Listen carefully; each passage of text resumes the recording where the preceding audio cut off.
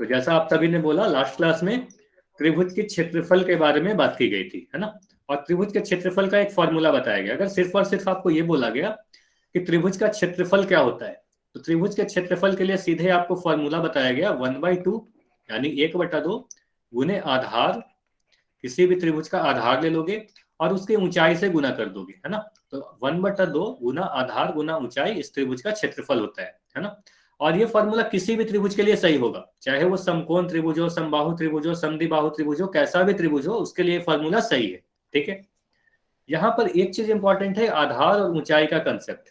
मतलब अगर मैं कोई एक त्रिभुज बना लू, ठीक है, तो आधार तो आप किसी को भी ले सकते हो।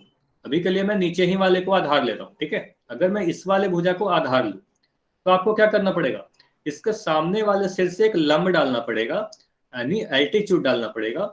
और ये जो शीर्षलंब आता है ना, मान लो इसे मैं एडी कह रहा हूं, तो ये जो एडी है, इसे ही हम इसका ऊंचाई या शीर्षलंब या एल्टीट्यूड कहते हैं। ठीक है। तो आधार किसी को भी लो, अगर मैं एसी को आधार ले रहा हूं, तो आप सामने वाले सिर्फ बी से सर गुड इवनिंग, एक कौन सा लंब डालो। चैप्टर है अच्छा ये? अच्छा, माइक बंद रखना है, माइक सर ये बंद रखना है। चैप्टर बता दो एक बार, कौन सा है? त्रिभुज का क्षेत्रफल लास्ट क्लास में कराया गया था, आज हम लोग समांतर चतुर्भुज का क्षेत्रफल पढ़ने वाले हैं ना। चलिए ठीक है, मेंसुरेशन आपका चैप्टर है, गुड ठीक है। Evening sir. अच्छा, माइक बंद रखना है, गुड इवनिंग आपको चैट सेक्शन में अब लिखना है। चलिए क्लास स्टार्ट हो चुकी है ना। तो ये बी हमारा ऊंचाई हो जाएगा, ठीक है। तो ये आधार और ऊंचाई आपको ध्यान रखना है कि आधार तो किसी भी ले सकते हैं, लेकिन ऊंचाई उसी आधार का लेना होगा, ठीक है। उसके बाद दो चीज और बताया गया था।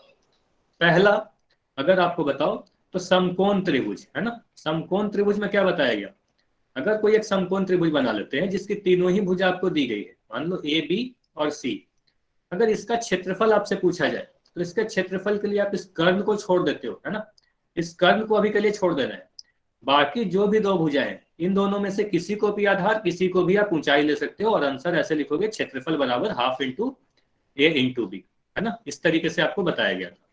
इसके बाद अगर समबाहु त्रिभुज की बात की जाए, है ना, समबाहु मतलब जिसके सभी भुजाएं बराबर हो या इक्विलेटरल ट्रायंगल हो, तो इसकी मैं तीनों भुजा को कह रहा हूं ए के बराबर है ना। अगर तीनों ही भुजा ए सेंटीमीटर या ए के बराबर है, तो मैं कहूंगा अगर इसके भुजा ए के बराबर है, भुजा बराबर ए है, तो इसका क्षेत्रफल यानी एरिया जो होगा वो √3/4 गुना ए स्क्वायर के बराबर होगा, है ना। यही पढ़ाया गया था।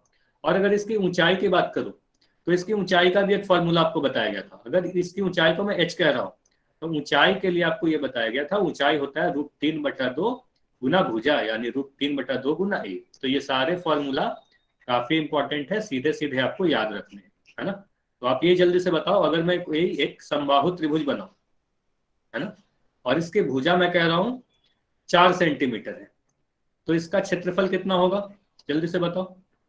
तो क्षेत्रफल के लिए आप बोलोगे √3/4 गुना भुजा स्क्वायर यानी ए स्क्वायर। तो ए का मान यहाँ पर कितना दिया रखा है, ए का मान 4 दिया रखा है, तो आप बोलोगे √3/4 गुना 4 गुना 4, 4 का वर्ग कर दिया, एक 4 से 4 कटेगा, और आंसर आपका आ जाएगा 4√3 सेंटीमीटर स्क्वायर। तो क्षेत्रफल कितना आ गया, 4√3 सेंटीमीटर स्क्वायर आ गया।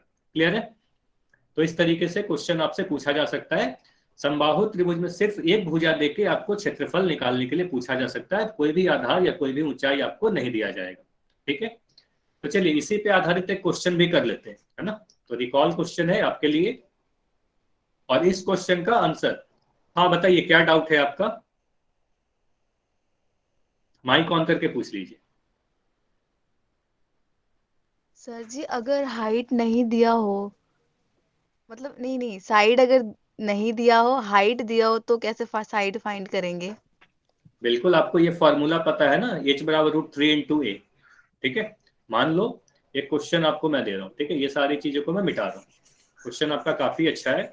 अगर मुझे एक समबाहु त्रिभुज दे दी जाए, है ना, अगर मुझे एक समबाहु त्रिभुज दे दी जाए और आपको इसका ऊंचाई दे दिया जाए, सभी लोग ध्यान से नोट कीजिएगा, काफी इंपॉर्टेंट क्वेश्चन है, ठीक है।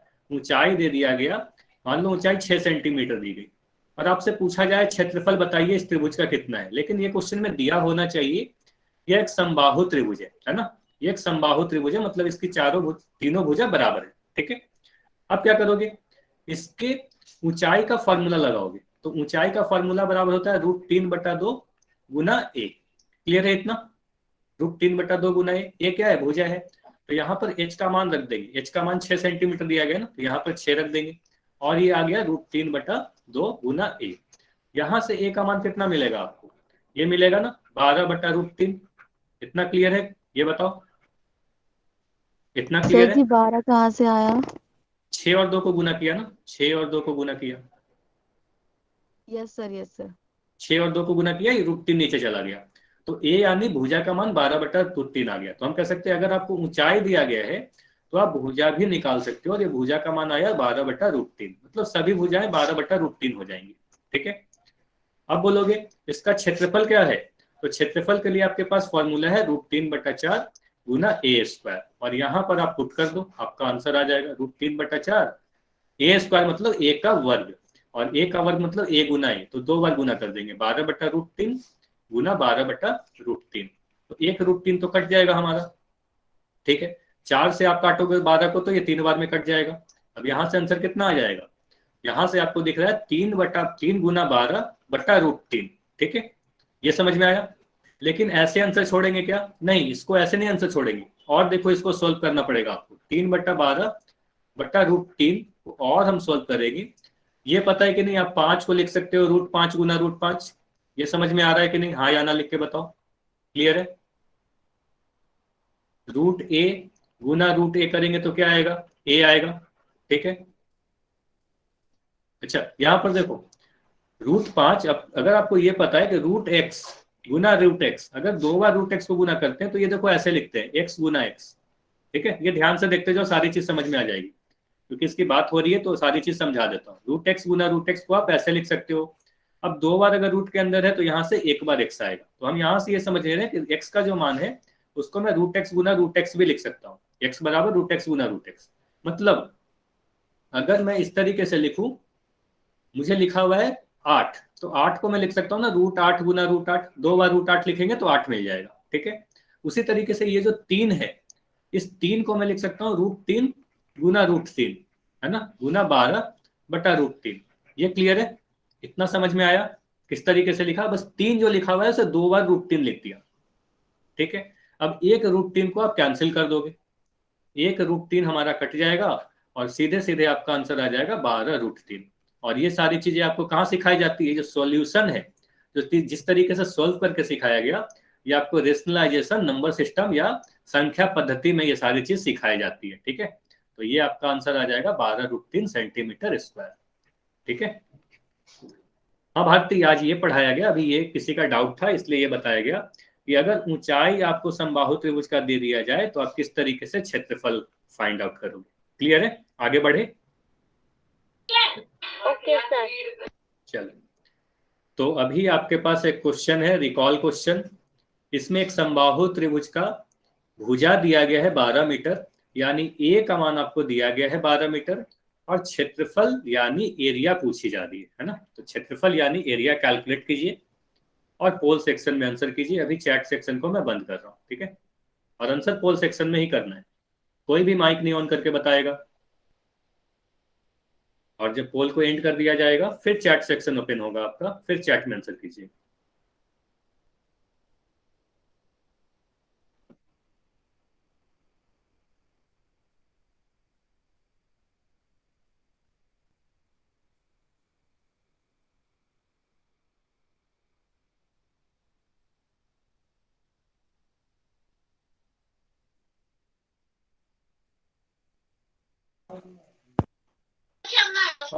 अच्छा, माइक बंद करना है।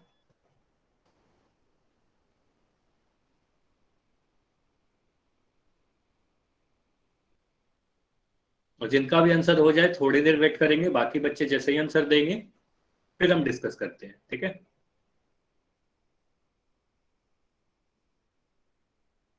अच्छा मैक्सिमम बच्चों के आंसर सही आ रहे हैं लेकिन काफी कम आंसर आए। ठीक है, अभी यहाँ 33 स्टूडेंट्स हो ना, लेकिन आंसर काफी कम आए।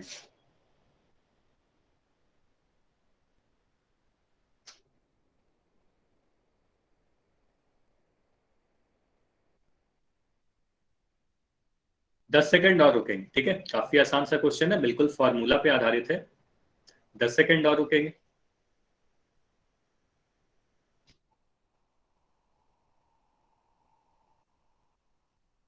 5 सेकंड और।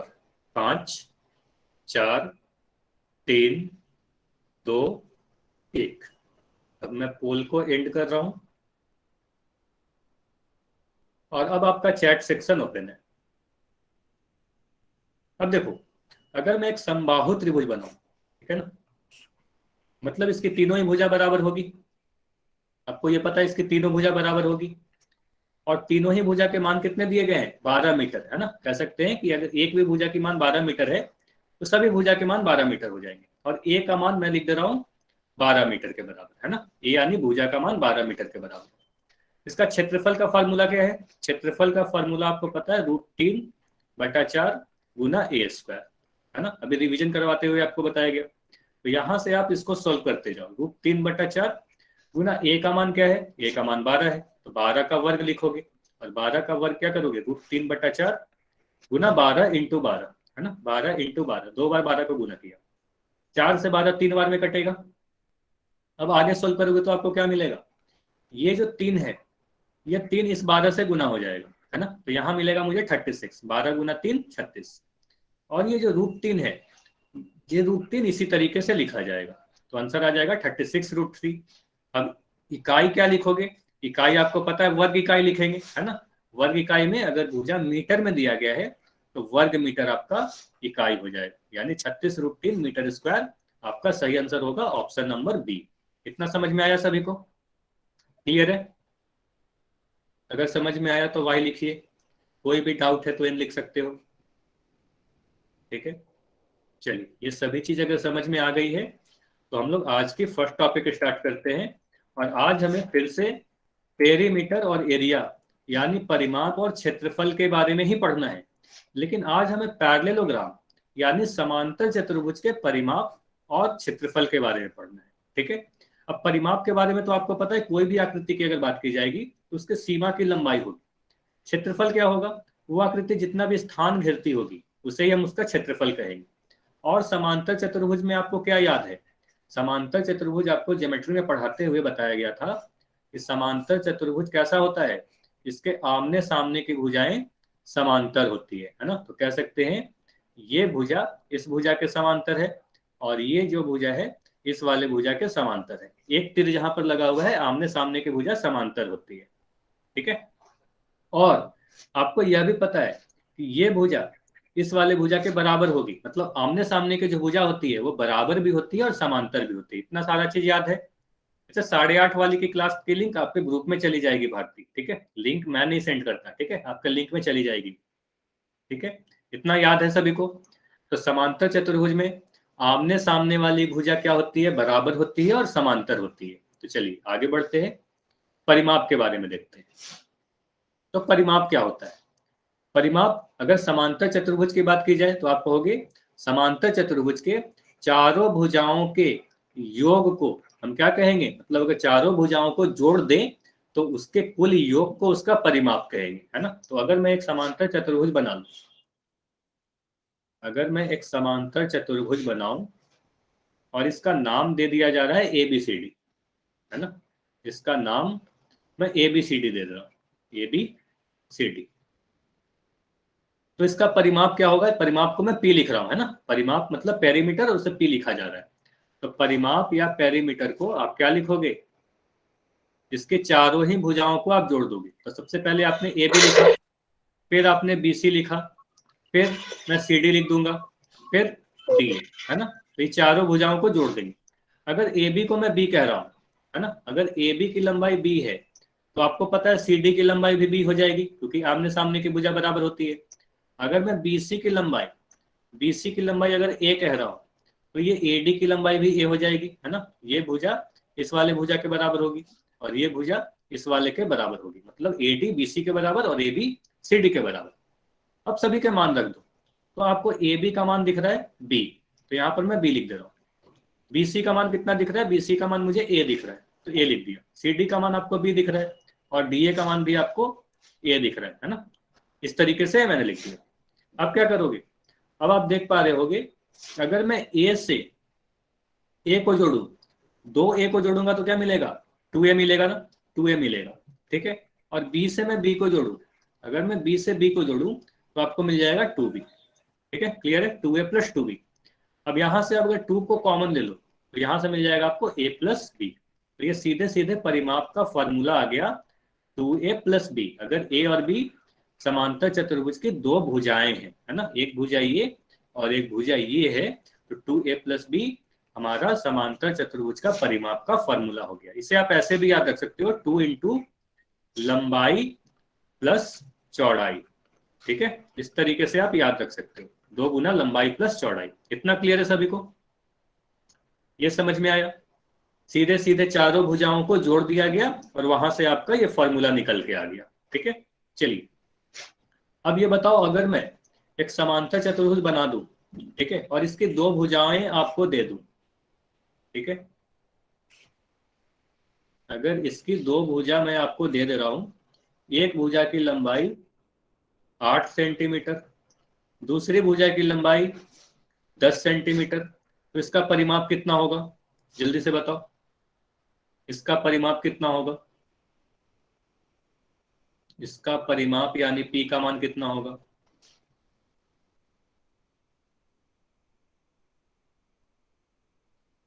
नहीं 18 तो नहीं होगा, सिर्फ दो भुजा को आप जोड़कर नहीं कर सकते हो। अब देखो क्या करोगे, आप बोलोगे 2l प्लस बी या a प्लस बी, कैसे भी आप लिख सकते हो, l प्लस बी लिखो, a प्लस बी लिखो, लंबाई प्लस चौड़ाई लिखो। मतलब यहां पर मैं क्या कर रहा हूँ, एक भुजा 8 सेंटीमीटर, तो यहां पर मैं 8 लिख दे रहा हूँ, ठीक है। दूसरी भुजा 10 सेंटीमीटर, तो यहां पर मैं 10 लिख दे रहा हूँ, है ना। अब इस वाले को सोल्व कर दो, 2 गुना 18 और यहां से आपका आंसर आ जाएगा 36। और इकाई क्या दूंगा, सेंटीमीटर, क्योंकि परिमाप एक लंबाई होती है। सेंटीमीटर स्क्वायर कहां से आएगा, सेंटीमीटर स्क्वायर नहीं लिखना है आपको, है ना। परिमाप की बात की जा रही है ना, आप सभी को पता है परिमाप क्या है, एक लंबाई होती है और लंबाई का इकाई क्या होता है, सेंटीमीटर, मीटर इत्यादि हो, है ना। परिमाप कभी भी स्क्वायर में नहीं आएगा, है ना, 36 सेंटीमीटर आएगा। क्लियर है सभी का, ये सारी चीज क्लियर है, यस या नो? तो परिमाप तो काफी आसान है, सीधे सीधे आपको बस एक फॉर्मूला याद रखना है, ठीक। आपको यह पता होना चाहिए चारों भुजा की लंबाई को कहते हैं, ठीक है। तो जल्दी से इस पेज की स्क्रीनशॉट ले सकते हो। यहाँ पर क्या बोला गया है, परिमाप क्या है, उसके चारों भुजाओं की योग को परिमाप करते हैं और एक फॉर्मूला है जो सीधे सीधे आपको याद रखना है ना। इस पेज की चाहो तो जल्दी से स्क्रीनशॉट ले लो, 5 सेकंड है आपके पास, 5 4 3 2 1, ठीक है। तो यहाँ पर क्या बोला जा सकता है, कोई भी दो भुजा की लंबाई देके आपसे परिमाप पूछा जा सकता है, ठीक। आगे बढ़ते हैं, अब बात करते हैं क्षेत्रफल की। तो समांतर चतुर्भुज का क्षेत्रफल अगर आपसे पूछा जाए तो सबसे पहले आप बोलोगे समांतर चतुर्भुज का क्षेत्रफल समांतर चतुर्भुज के दो चीजों पर डिपेंड करती है। जैसे कि आपको त्रिभुज में ही बताया गया, त्रिभुज का क्षेत्रफल त्रिभुज के आधार यानी बेस और ऊंचाई यानी हाइट पर डिपेंड करती है। उसी तरीके से समांतर चतुर्भुज का भी क्षेत्रफल उसके आधार, है ना, उसके आधार और उसके ऊंचाई पर डिपेंड करती है, यही दो चीजों पर डिपेंड करेगी। अब यहां पर भी देख लेते हैं समांतर चतुर्भुज का आधार क्या होता है और ऊंचाई क्या होता है। तो एक समांतर चतुर्भुज पहले बना लेते हैं, है ना। तो अगर मैं एक समांतर चतुर्भुज बनाऊं, ठीक है, और इसका नाम दे दिया जा रहा है ABCD, ABCD। तो देखो अभी के लिए फिर से मैं क्या कर रहा हूं, जो नीचे भुजा दिख रही है मुझे AB को मैं आधार ले रहा हूं, है ना। अगर हम AB को आधार ले लें, AB को अगर मैं आधार ले लूं, तो अब बोलोगे सर ऊंचाई क्या होगा, क्या BC ऊंचाई होगा, हाँ या ना? क्या BC को ही हम ऊंचाई कहेंगे, यही हाइट होगा, यस या नो? चैट सेक्शन में लिख के बताइए, ठीक। तो नहीं, BC को ऊंचाई नहीं कहेंगे, BC को तो इस समांतर चतुर्भुज की चौड़ाई, या BC एक भुजा है ना, BC भुजा है। देखो ऊंचाई क्या होता है, ये चीज ध्यान रखना हमेशा। अगर मैं देखो एक पहाड़ बना रहा हूं इस तरीके से, है ना, अब आपको इस पहाड़ की ऊंचाई अगर पता करनी हो, इस पर्वत की ऊंचाई पता करनी हो, तो इसकी चोटी से क्या करोगे आप, एक सीधी लाइन खींचोगे, है ना, एक सीधी लाइन खींचोगे, एक लंब, और इसे ही हम क्या कहते हैं, इस पर्वत की ऊंचाई कहते हैं। हमेशा ऊंचाई के लिए आपको एक लंब डालना होता है, ये ध्यान रखिएगा, है ना। तो इसको मैं अभी मिटा रहा हूँ और आपको क्या करना है, ये समांतर चतुर्भुज एबीसीडी में अगर ऊंचाई आपको पता करना है तो ये आधार AB पर एक लंब डालना होगा। तो मैं D से एक लंब डाल दे रहा हूँ, है ना, एक लंब डाल दे रहा हूँ इस तरीके से, और इसका नाम लिख दे रहा हूँ DM। ठीक है, तो ये जो DM आपको दिख रहा है इस समांतर चतुर्भुज की ऊंचाई हो गई, है ना, ये ऊंचाई हो गया। इसे क्या कहेंगे, DM हमारा ऊंचाई हो गया। इतना क्लियर है। DM ऊंचाई या हाइट होगा, हाँ, इसे हाइट भी कह सकते हो आप, है ना। इंग्लिश में ऊंचाई को हाइट कहते हैं, आधार को इंग्लिश में बेस कहते हैं। ठीक है। अच्छा, DM को और भी कहा जा सकता है शीर्षलंब, है ना, इसे आप शीर्षलंब भी कह सकते हो, है ना, इसे मैं शीर्षलंब भी कह सकता हूँ। तो ये चीज ध्यान रखना, इसे शीर्षलंब भी कहा जा सकता है, हाइट भी कहा जा सकता है, यानी एल्टीट्यूड कह सकते हो। ठीक है, तो ये जो H है DM को ही शीर्षलंब, DM को ही ऊंचाई कहते हैं। क्लियर है सभी को ये सारी चीज। अगर AB हमारा आधार होगा तो DM हमारा ऊंचाई हो जाएगा। क्लियर है। चलिए अब देखो, अगर ऐसा है तो आप बोलोगे सर आप तो ये बता रहे थे कि समांतर चतुर्भुज का क्षेत्रफल उसके आधार और उसके ऊंचाई पर डिपेंड करता है, तो हमें ये कैसे पता चलेगा आधार और ऊंचाई पर डिपेंड करता है। तो क्षेत्रफल का फॉर्मूला क्या होता है, तो समांतर चतुर्भुज के फॉर्मूला के लिए आप क्या कहोगे, समांतर चतुर्भुज का क्षेत्रफल यानी एरिया बराबर आधार गुना ऊंचाई।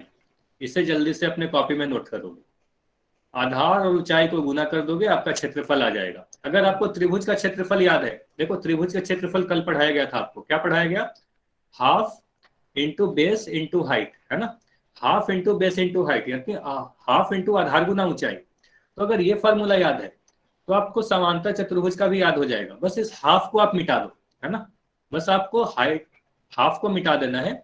आप बोलोगे समांतर चतुर्भुज का क्षेत्रफल बेस इंटू हाइट होता है, ये हाफ को मिटा दो। त्रिभुज के लिए half into base into height, यहाँ पर बेस इंटू हाइट यानी आधार गुना ऊंचाई। ठीक है, तो आप बोल सकते हो एरिया बराबर बेस इंटू हाइट। क्लियर है। अब आपको दिख रहा होगा इसके क्षेत्रफल में दो चीजें आ रही है, फॉर्मूला में एक आधार आ रहा है एक ऊंचाई आ रहा है, इसलिए आपको बोला गया इसके क्षेत्रफल आधार और ऊंचाई पर डिपेंड करती है, दोनों चीजों पर डिपेंड करती है, इन दोनों चीजों पर निर्भर करती है। ठीक है, ये फॉर्मूला को जल्दी से नोट करोगे, वेरी इंपॉर्टेंट है। ठीक है, आधार क्या होता है ऊंचाई क्या होता है ये भी क्लियर है आप सभी के। ठीक है, तो जो चीज ये पढ़ाया गया है बिल्कुल वो सारी बातें यहाँ पर आपको लिखी हुई मिल जाएगी, चाहो तो इस पेज की भी आप स्क्रीनशॉट ले सकते हो, है ना। शीर्षलंब को ही H कहते हैं और इसे ही ऊंचाई भी कहते हैं, ये चीज हमेशा ध्यान रखना, शीर्षलंब को ही ऊंचाई कहते हैं। ठीक है, ठीक है, एरिया बराबर बेस इंटू हाइट। ठीक है, अब देखो आप ये बताओगे अगर मैं इस चित्र में AB का मान आपको दे रहा हूं, AB का मान आपको दिया गया है 20 सेंटीमीटर। अच्छा, AD का मान आपको दिया गया है 12 सेंटीमीटर, और आपसे मैं कह रहा हूं DM का जो मान है, DM का जो मान है वह है 10 सेंटीमीटर। तो इस समांतर चतुर्भुज का क्षेत्रफल क्या होगा, इस पैरेललोग्राम का क्षेत्रफल क्या होगा, कोई बता सकता है, जल्दी से चैट सेक्शन में लिख के बताइए।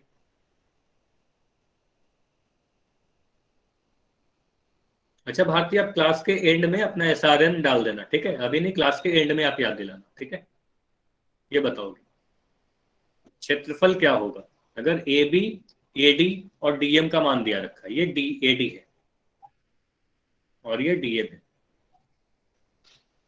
चलो अब देखो इसका क्षेत्रफल के लिए क्या कहोगे, आधार गुना ऊंचाई। बोलोगे क्षेत्रफल जो होता है सर बेस इंटू हाइट यानी आधार गुना ऊंचाई होता है। अब बेस क्या है, बेस में लिख रहा हूँ AB, है ना, आधार यानी AB, और ऊंचाई क्या है, ऊंचाई AD को लोगे या DM को लोगे, ऊंचाई AD को लोगे या DM को लोगे, चैट में लिख के बताओ, ऊंचाई AD होगा या DM होगा। तो आप कह रहे हो सर DM होगा, है ना, ऊंचाई हमारा DM होता है, ये AD नहीं होगा, ये तो एक भुजा है ना, तो DM को लेंगे, तो AB गुना DM करेंगे, और यहाँ से AB का मान आपको दिख रहा है 20 और DM का मान आपको दिख रहा है 10, तो यहाँ से आपका आंसर आ जाएगा 200 सेंटीमीटर स्क्वायर। क्लियर है सभी का, 200 सेंटीमीटर स्क्वायर आ जाएगा। ठीक है, समझ में आया कि 200 सेंटीमीटर स्क्वायर कैसे आए? तो चतुर्भुज का क्षेत्रफल, इस पैरेललोग्राम का क्षेत्रफल 200 सेंटीमीटर स्क्वायर आए। चलिए अब कुछ बातें और आपको जानना है आधार और शीर्षलंब यानी एल्टीट्यूड के बारे में। तो एक समांतर चतुर्भुज बना लेते हैं, है ना। अब देखो, अगर मैं इसका नाम दे दूं ABCD,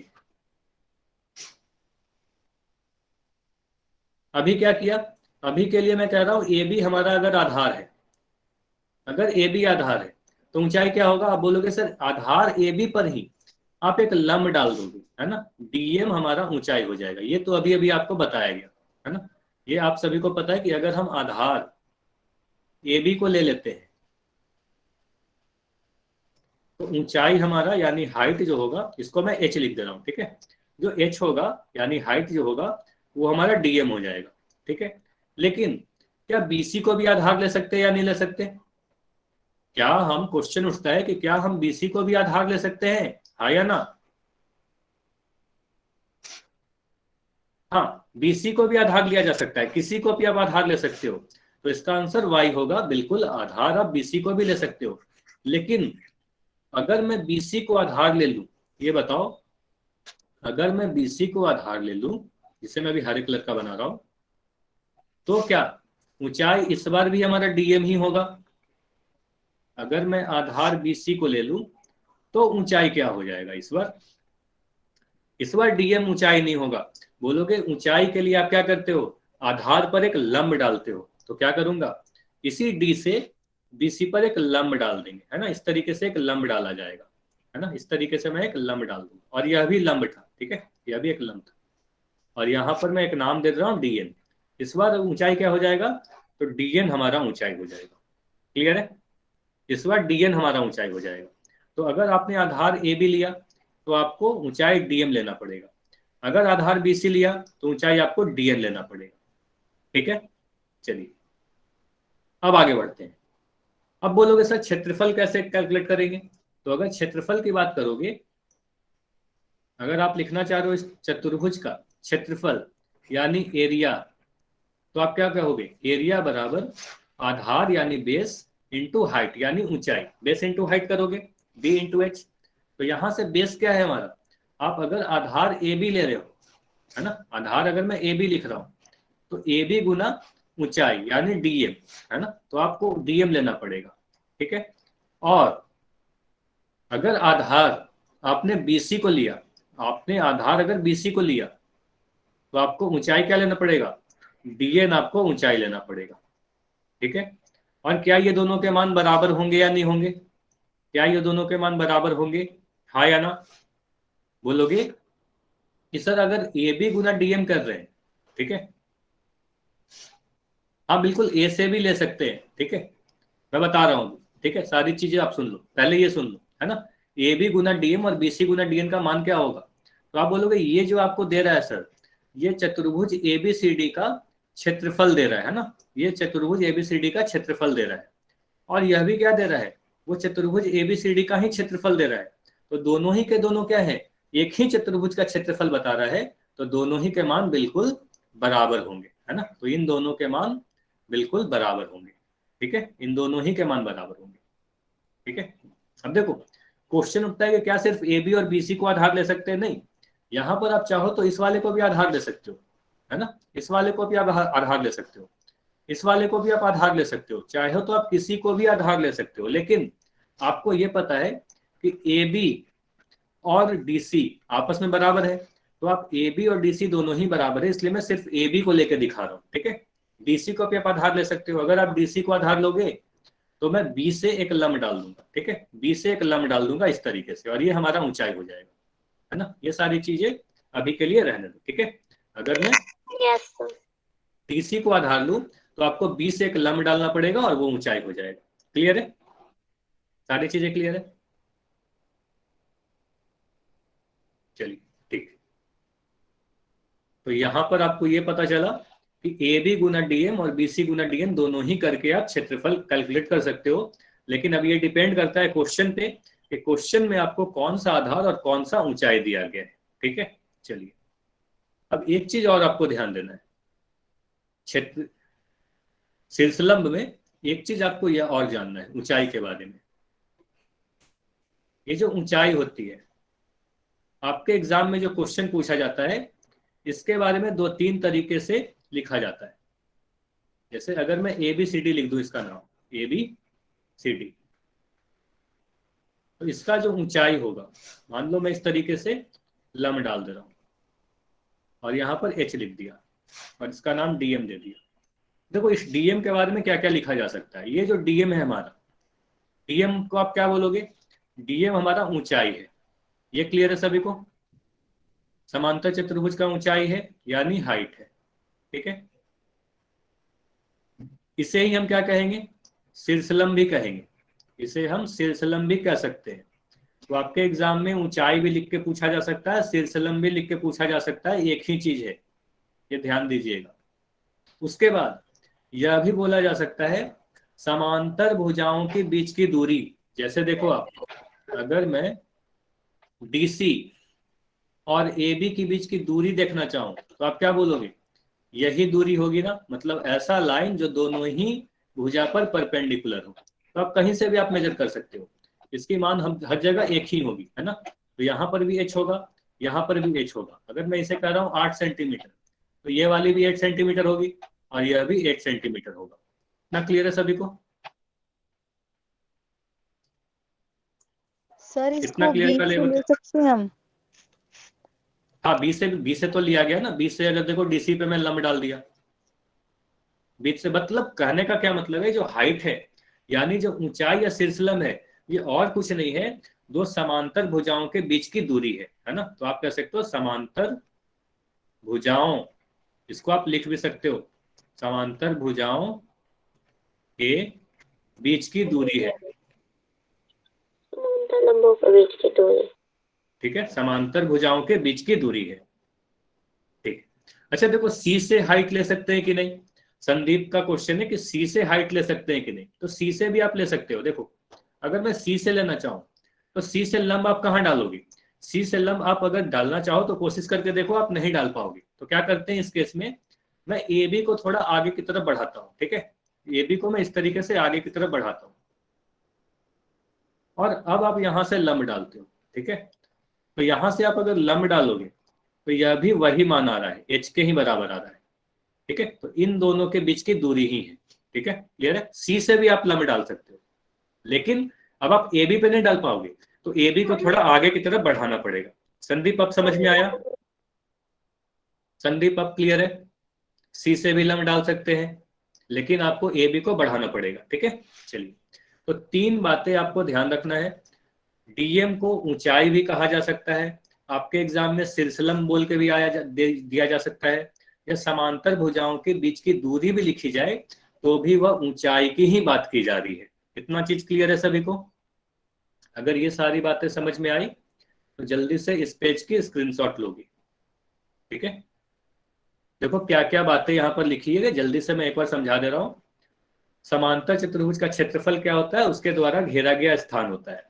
क्षेत्रफल का फॉर्मूला क्या है? बेस इंटू हाइट, यानी आधार गुना शीर्षलंब, और शीर्षलंब को ही ऊंचाई कहते हैं, है ना। ये ध्यान रखिएगा, शीर्षलंब को ही ऊंचाई कहते हैं।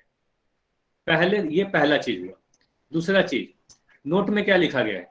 आपको बताया गया हम आधार के रूप में समांतर चतुर्भुज की कोई भी भुजा ले सकते हैं, है ना। कोई भी भुजा को आप ले सकते हो, लेकिन शीर्षलंब उसी भुजा का लेना होगा जिसे हमने आधार माना है। मतलब जो भी भुजा को आप आधार मानोगे उसी पे आपको एक लंब डालना पड़ेगा। मतलब अगर आपने AB को आधार माना तो आप देखो D से यहाँ पर M लंब डाला, ये वाला हमारा ऊंचाई हो गया। अगर आप BC को आधार मानोगे तो D से आपको एक लंब डालना पड़ेगा, DN आपका ऊंचाई हो जाएगा, है ना। तो इस बार ये ऊंचाई हो जाएगा। क्लियर है? देखो ये दोनों ऊंचाई के मान अलग अलग होते हैं, ये हम लोग आगे जाके देखेंगे, ठीक है। अब देखो तीसरी चीज, आपको यह बताया गया शीर्षलंब क्या होता है? आधार और उसके सम्मुख भुजा के बीच की दूरी होती है, और इसे ही हम समांतर चतुर्भुज का ऊंचाई कहते हैं। क्लियर है सभी को इतने सारी बातें? क्वेश्चन करें, अगर ये सारी बातें क्लियर है तो Y लिखे, और कोई भी डाउट है तो N लिख सकते हो। अच्छा, चैट सेक्शन में लिख के बताना है, ठीक है। चलिए, तो अभी आपको क्वेश्चन करना है। तो पोल में आपका पहला क्वेश्चन ये है एक समांतर चतुर्भुज एबीसीडी में एक भुजा एडी 7 सेंटीमीटर दी गई है, एक भुजा 9 सेंटीमीटर दी गई है, और आपसे परिमाप पूछा जा रहा है, तो पेरीमीटर ज्ञात कीजिए। तो अभी के लिए मैं चैट को बंद कर रहा हूं और आंसर आपको पोल सेक्शन में देना है।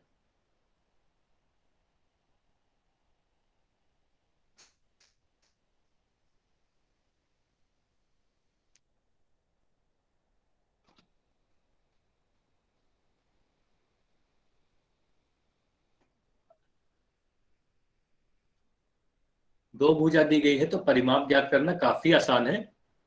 अगर आप सही से क्लास सारी चीज समझ में आया है तो काफी जल्दी से आंसर कर पाओगे, है ना। अगर दो भुजा दी गई है तो इसका पेरीमीटर यानी परिमाप के लिए सीधे सीधे फॉर्मूला है, फॉर्मूला यूज करके भी सोल्व कर सकते हो, या बिना फॉर्मूला के भी आप सोल्व कर सकते हो इस क्वेश्चन को। अगर आपको परिमाप का मतलब पता है तो आप बिना फॉर्मूला के भी इसे सोल्व कर सकते हो।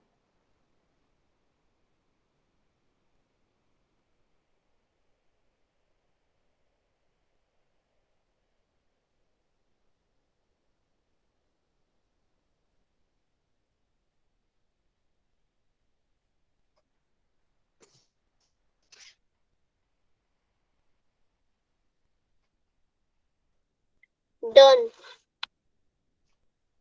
ठीक है, बाकी बच्चे आंसर करते हैं, फिर हम लोग इस क्वेश्चन को डिस्कस करेंगे। ठीक है, जिनका भी आंसर हो जाए कुछ देर वेट कीजिएगा बस।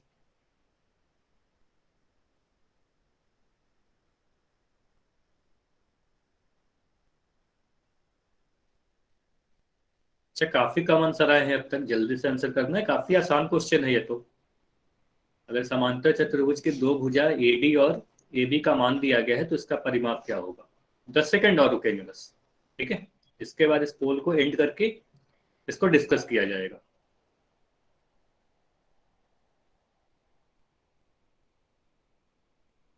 5 सेकंड और। 5, 4, 3, 2, 1। अब मैं पोल को एंड कर दे रहा हूं और देखो अब आपका चैट सेक्शन ओपन है। अच्छा, चैट में आंसर तभी करना है जब पोल में नहीं किए हो। ठीक है, चलो। तो यहां पर आपको क्या दिया गया है, एडी की मान और ए बी का मान, दो भुजा की लंबाई दी गई है। तो ए बी को मैं बी मान ले रहा हूँ, ठीक है, ए बी को मैं बी मान ले रहा हूँ, और ए डी को मैं ए मान ले रहा हूँ। ठीक है, दोनों भुजा को ए बी लिख दिया। अब इसका परिमाप के लिए आपके पास सीधे सीधे फॉर्मूला है। फॉर्मूला क्या है, परिमाप P बराबर 2 गुना लंबाई प्लस चौड़ाई, है ना, लंबाई प्लस चौड़ाई, यानी ए प्लस बी या एल प्लस बी, कुछ भी लिख सकते हो। तो अभी के लिए मैं ए प्लस बी लिख दे रहा हूँ, ठीक है, या एल प्लस बी आप लिख सकते हो लंबाई प्लस चौड़ाई के लिए। तो मैं दो को तो दो ही लिख दे रहा हूँ। ए का मान कितना है, ए का मान मैं 7 सेंटीमीटर लिख दिया, तो यहाँ पर मैं 7 लिख दे रहा हूँ। बी का मान कितना है, बी का मान आपको 9 सेंटीमीटर दिख रहा है, तो यहाँ पर 9 लिख दिया, है ना। अब इसको सोल्व कर लो, काफी आसान है। 2 गुना 9 और 7 को जोड़ोगे तो आपको 16 मिल जाएगा, और यहाँ से आपका आंसर 32 सेंटीमीटर आ जाएगा। क्लियर है, ऑप्शन ए होगा इस क्वेश्चन का सही आंसर। सही आंसर ये होगा। तो आंसर बी, सी या डी जिनके भी थे गलत थे, ऑप्शन ए सही था, और मैक्सिमम बच्चों के आंसर सही ही थे। ठीक है, इतना क्लियर है। कोई भी डाउट हो तो बता सकते हो। ऐसे ये क्वेश्चन काफी आसान था, आप नो। सभी को समझ में आ गया होगा, है ना। चलिए, अगला क्वेश्चन में आपको परिमाप दिया गया है ना, आपको परिमाप दिया गया है यानी पेरीमीटर दी गई है, और एक भुजा पी क्यू की लंबाई आपको दी गई है 8 सेंटीमीटर, और आपसे पूछा जा रहा है बाकी सभी भुजाओं की लंबाई बताइए, है ना। तो बाकी सभी भुजाओं की लंबाई आपसे पूछी जा रही है। अभी मैं चैट को बंद कर रहा हूँ, पोल सेक्शन में आपको आंसर देना है, क्वेश्चन नंबर 17।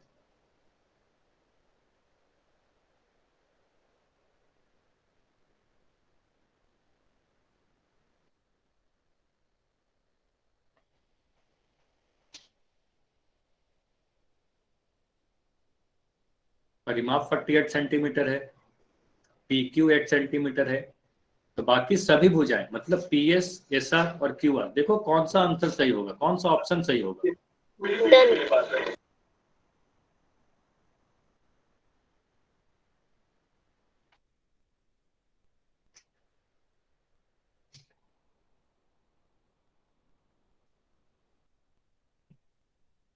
इसमें इसमें आपको सभी विकल्पों को देखना होगा, कौन सा विकल्प ऐसा है जिसमें सारे मान सही दिए गए हैं। क्यू आर, एस आर और एस पी, ये बाकी 3 भुजाएं हैं, इनके मान आपको देखने हैं।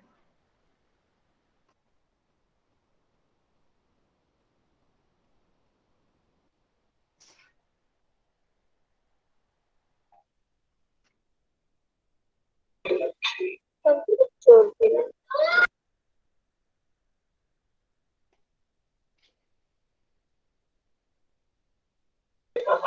हेलो।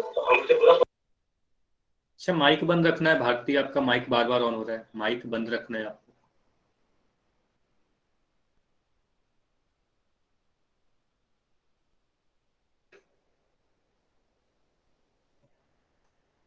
अगर समांतर चतुर्भुज का परिमाप दिया गया हो और एक भुजा दी गई है तो बाकी सभी भुजा आप ज्ञात कर सकते हो या नहीं कर सकते।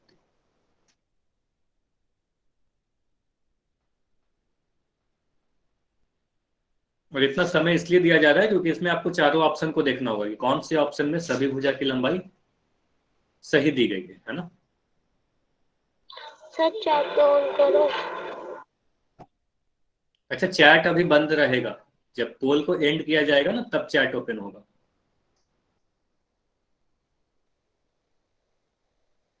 सर 10 सेकंड और रुकेंगे, ठीक है, आखिरी 10 सेकंड और है, फिर पोल को एंड करके डिस्कस किया जाएगा, ठीक है।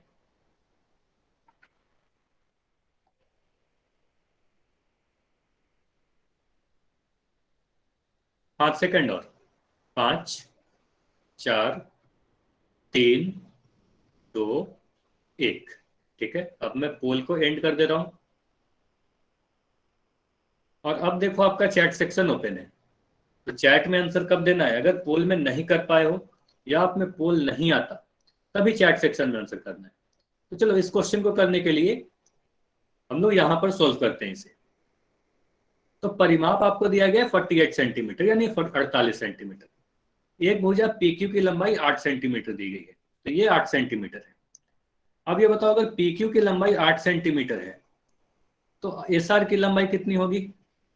आप बोलोगे समांतर चतुर्भुज में आमने सामने की भुजा बराबर होती है ना, तो SR की लंबाई भी 8 सेंटीमीटर हो जाएगी, है ना, आमने सामने की भुजा बराबर होती है। ठीक, इसे मैं B कह रहा हूं, ठीक है, इसे मैं B कह रहा हूं, ठीक है। अब देखो SP की लंबाई और QR की लंबाई, ये दोनों ही के मान बराबर होंगे, इसे मैं AA लिख दे रहा हूं, है ना, दोनों जगह पर A लिख दिया क्योंकि ये दोनों के मान आपस में बराबर होंगे। समांतर चतुर्भुज है, आमने सामने की भुजा बराबर होती है, तो यहाँ पर A लिख दिया, दोनों के मान बराबर होंगे। अब देखो परिमाप क्या होता है, किसी भी समांतर चतुर्भुज का जो परिमाप होता है, पेरीमीटर होता है, 2 × A + B के बराबर होता है, यानी 2 गुना लंबाई प्लस चौड़ाई, है ना, यही फॉर्मूला है। और इसका मान कितना दिया गया है 48 सेंटीमीटर, यानी परिमाप का मान 48 दिया गया है, ठीक है। अच्छा, माइक बंद रखना, ध्यान से सुनते जाएंगे, ठीक है। अब देखो यहाँ पर जो जो भी मान आपको पता है जल्दी जल्दी पुट कर दीजिए। 2 को 2 लिख दिया, A का मान नहीं पता तो A लिख दिया, B का मान आपको दिख रहा है 8 तो यहाँ पर 8 लिख दिया, है ना, और ये 48 के बराबर आ गया। अब क्या करोगे, यहाँ से अगर A + 8 सोल्व करना चाहो तो 2 को आप इस तरफ लेके आओगे और वो 48 में 2 से भाग लग जाएगा, 48/2, और यहाँ से आपका आएगा 24। यहाँ से A + 8 का मान कितना आएगा, तो A + 8 का मान आएगा, सॉरी A + 8 का मान तो 24 आपको दिख ही रहा है, A का मान कितना मिलेगा, तो A का मान आपको दिखेगा 24 - 8 यानी 16 सेंटीमीटर। तो यहां से आपको पता चला SP यानी ये वाली जो भुजा है इसकी लंबाई आपको कितनी दिख रही है, इसकी लंबाई आपको दिख रही है 16 सेंटीमीटर, ठीक है। 1 मिनट रुक जाओगे, तो इसकी जो लंबाई है, हाँ ये 16 सेंटीमीटर, SP की लंबाई 16 सेंटीमीटर दिख रही है। और अगर SP की लंबाई 16 सेंटीमीटर है तो QR की लंबाई भी 16 सेंटीमीटर हो जाएगी, है ना, QR की लंबाई भी 16 सेंटीमीटर हो जाएगी। इतना सभी को समझ में आया, ये बताओ इतना तक क्लियर है सभी को, ठीक है।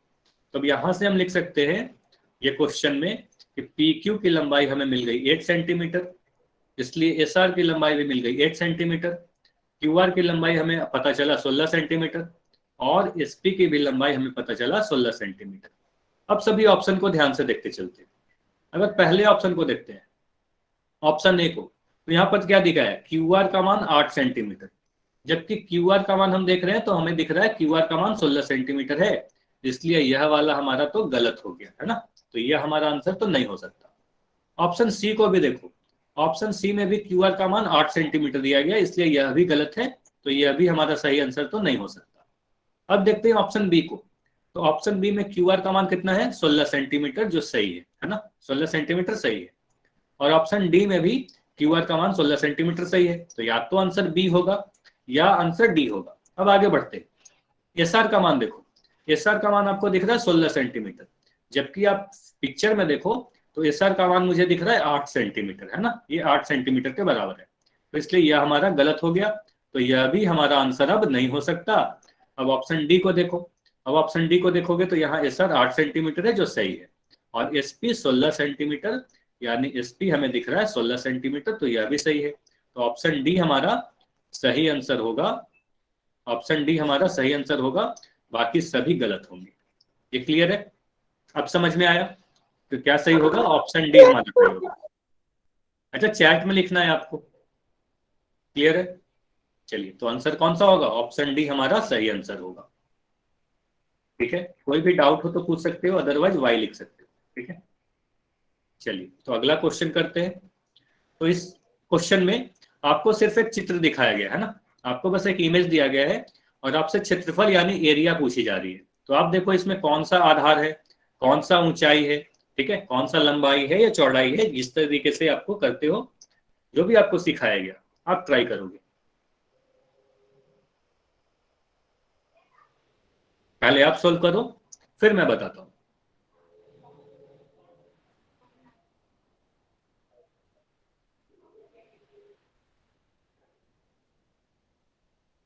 देखो आपको इसमें कौन से भुजा को आप आधार लोगे, इसे आप ऊंचाई लोगे, और समांतर चतुर्भुज के क्षेत्रफल का क्या फॉर्मूला है। ठीक है,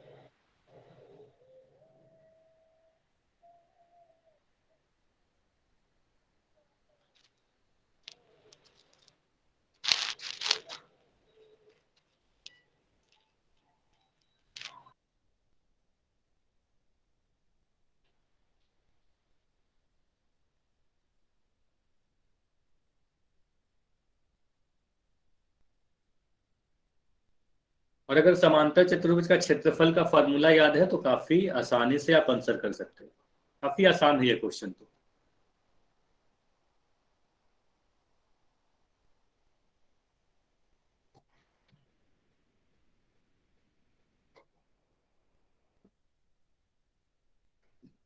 अभी भी काफी कम आंसर आए हैं।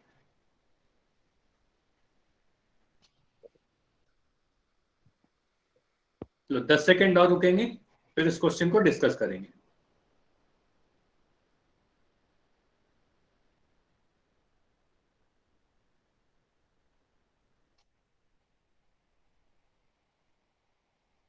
पांच सेकेंड और, 5 4 3 2 1। चलिए अब मैं पोल को एंड कर दे रहा हूं और आपका चैट सेक्शन अब ओपन है। चलिए, तो ये सारी चीजों को मिटा के देखो, समांतर चतुर्भुज का क्षेत्रफल आपसे पूछा जा रहा है। अब सबसे पहले क्षेत्रफल का फॉर्मूला याद करेंगे, तो समांतर चतुर्भुज का क्षेत्रफल यानी एरिया का फॉर्मूला है आधार गुना ऊंचाई। आपको इस तरीके से बताएगा ना, त्रिभुज का क्षेत्रफल के लिए याद कर लिए हो आप लोग, half into base into height, है ना, हाफ गुना आधार गुना ऊंचाई। तो आप चतुर्भुज के लिए क्या करो, समांतर चतुर्भुज की जब बात की जाएगी तो ये 1/2 को आप मिटा दोगे, है ना। तो आपको सीधे सीधे याद रखना है, समांतर चतुर्भुज का क्षेत्रफल बराबर बेस इंटू हाइट यानी आधार गुना ऊंचाई। ठीक है, आधार गुना ऊंचाई लिख दिया। अब बोलोगे आधार क्या है हमारा, तो अगर डीसी आपको 9 सेंटीमीटर दिख रहा है तो आप बोलोगे सर ए बी का भी जो मान होगा यह भी 9 सेंटीमीटर के बराबर हो जाएगा, क्योंकि आमने सामने की भुजा बराबर होती है। तो आधार को मैं ए बी ले रहा हूँ, ठीक है, आधार को मैं ए बी ले रहा हूँ। ऊंचाई कौन सा होगा, ये बताओ, डीए आपका ऊंचाई होगा या डीएम आपका ऊंचाई होगा, जल्दी से बताओ। डीए को आप ऊंचाई बोलोगे जिसका मान 6 सेंटीमीटर है, या डीएम को ऊंचाई बोलोगे जिसका मान 8 सेंटीमीटर है। तो बिल्कुल सही, आप सभी लोग बोल रहे हो डीएम, यानी जो शीर्षलंब होता है उसे ही तो ऊंचाई कहते हैं ना, जो शीर्षलंब होता है उसे ही ऊंचाई कहते हैं। तो आप बोलोगे ए बी गुना डीएम। ठीक है।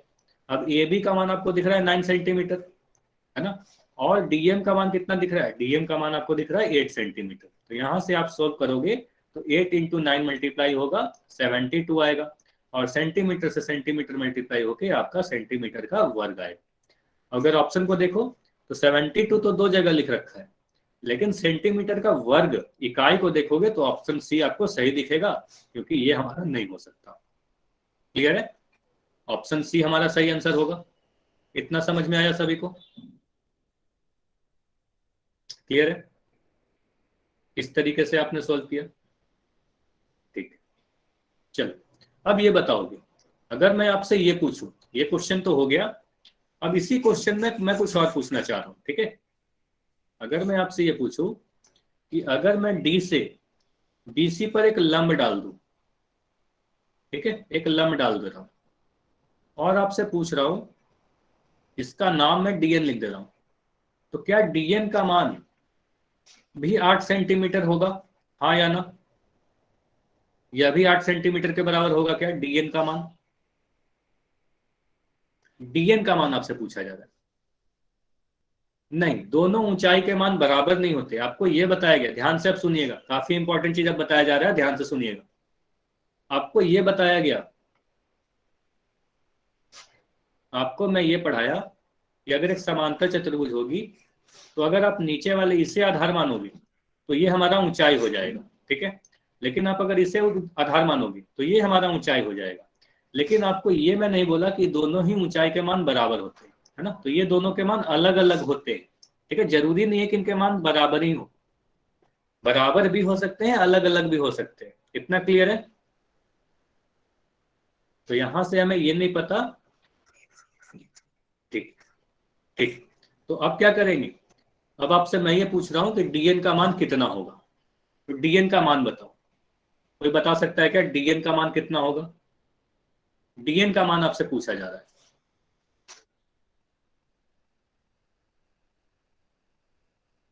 और ये काफी इंपॉर्टेंट है आपके एग्जाम के लिए, सीधे सीधे ऐसे क्वेश्चन आएंगे।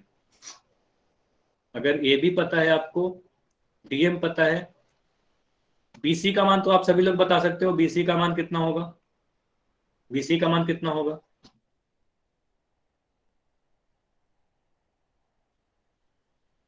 बीसी का मान चैट सेक्शन में लिखिए। बीसी का मान तो 6 सेंटीमीटर सभी को पता है, क्योंकि एडी का मान 6 सेंटीमीटर है, तो बीसी का मान भी 6 सेंटीमीटर होगा, आमने सामने की भुजा बराबर होती है, ठीक है। डीएन का मान क्या होगा, अब देखिए मैं समझा रहा हूं, ठीक है। अब ध्यान से देखो, देखो ये चतुर्भुज का क्षेत्रफल के लिए आप क्या करोगे, आप चतुर्भुज के क्षेत्रफल के लिए बोलोगे सर इसका क्षेत्रफल जो होता है वो आधार गुना ऊंचाई होता है। अब आगे बढ़ो, आप आगे बढ़ोगे तो लिखोगे ए बी गुना डीएम, ठीक है, आपको मिला ए बी गुना डीएम। आप ऐसे भी तो लिख सकते हो बीसी गुना डीएन, ये क्लियर है कि नहीं क्लियर है? बीसी गुना डीएन भी लिखा जा सकता है क्षेत्रफल के लिए, बीसी आधार हो गया, डीएन ऊंचाई हो गया। हाँ, हाइट निकालने के लिए सिखाया जा रहा है आपको, बीसी आधार हो गया तो डीएन ऊंचाई हो गया, है ना, तो दोनों ही तरीके से लिखा जा सकता है। अब यहां पर मैं सभी मानों को भर देता हूं, ये सारी चीज को मिटा के ये सभी मान को आप भर दो। ए बी का मान कितना है, ए बी का मान आपको पता है 9, डीएम का मान आपको पता है 8, बीसी का मान आपको पता है 6, और डीएन का मान आपको नहीं पता। तो यहां से आप सोल्व करो, आपको डीएन का मान मिल जाएगा 9 इंटू 8 बाई 6। यहां से सोल्व करके बताओ कितना आ रहा है आपको। 9 इंटू 8 बाई 6 को सोल्व करोगे तो कितना मिलेगा?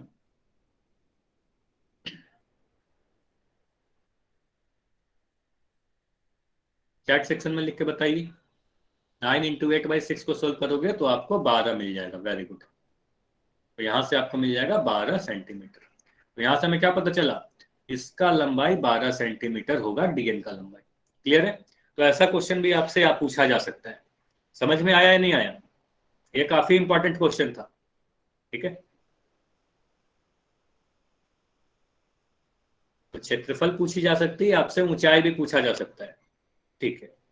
तो आगे एक क्वेश्चन और कर लेते हैं, आज की लास्ट क्वेश्चन है।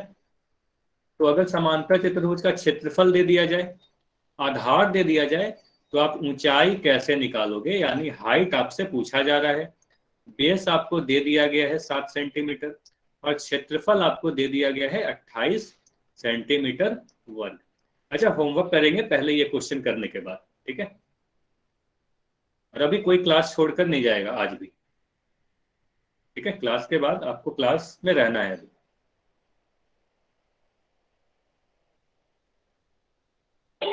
डन।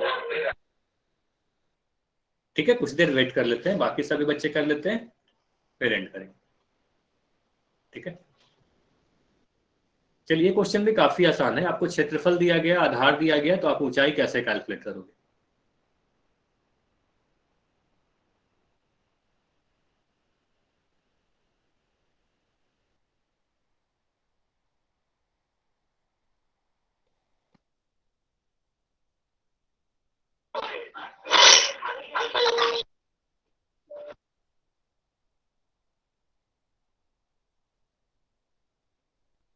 अच्छा, काफी कम आंसर आए हैं अब तक। काफी आसान सा क्वेश्चन है। अगर क्षेत्रफल दिया गया है, आधार दिया गया है, तो आप ऊंचाई कैसे कैलकुलेट करोगे?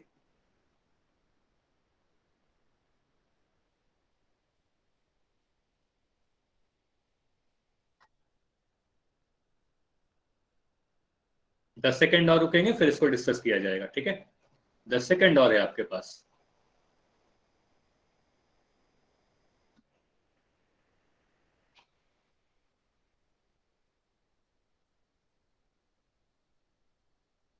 पांच सेकेंड और। 5, 4, 3, 2, 1, ठीक है। अब चलो, अब पोल चैट सेक्शन को ऑन किया जा रहा है। अब देखो, ध्यान से समझो। आपको इस बार क्षेत्रफल दिया गया, जरूरी नहीं है कि आपके एग्जाम में हमेशा आधार और ऊंचाई देके क्षेत्रफल पूछा जाए, है ना। क्षेत्रफल दे दिया गया है, आधार दे दिया गया है, आपसे ऊंचाई पूछी जा रही है, तो क्या करोगे? आप बोलोगे क्षेत्रफल जो दिया गया है वो आपको पता है फॉर्मूला क्या है, आधार गुना ऊंचाई, यानी बेस इंटू हाइट। और इसी का मान आपको दिया गया है 28 के बराबर, है ना। इसी का मान आपको 28 सेंटीमीटर वर्ग के बराबर दिया गया है। आप सभी का मान रख दो। बेस का मान यानी आधार का मान आपको पता है 7 सेंटीमीटर, तो यहाँ पर 7 लिख दिया। हाइट का मान नहीं पता तो यहाँ पर h लिख दिया, और ये 28 के बराबर। यहाँ से h आप कैलकुलेट करोगे तो कितना मिलेगा? 28/7 यानी 4, यानी 4 सेंटीमीटर हमारा इस क्वेश्चन का सही आंसर होगा, ऑप्शन ए। क्लियर है सभी को? काफी आसान क्वेश्चन था ना। अगर क्षेत्रफल दिया गया, आधार दिया गया, तो आप हाइट कैलकुलेट कर सकते हो काफी आसानी से, ठीक है। चलिए, तो अगर ये सारी चीज समझ में आ गई है तो y लिखो। क्लास में कोई भी डाउट है तो n लिख सकते हो। अब होमवर्क डिस्कस करेंगे, ठीक। तो आपका होमवर्क क्या है? तो आज आपका होमवर्क है एक्सरसाइज नंबर 3.1 और 3.2। ये दोनों एक्सरसाइज आपको नेक्स्ट क्लास के पहले कर लेने हैं।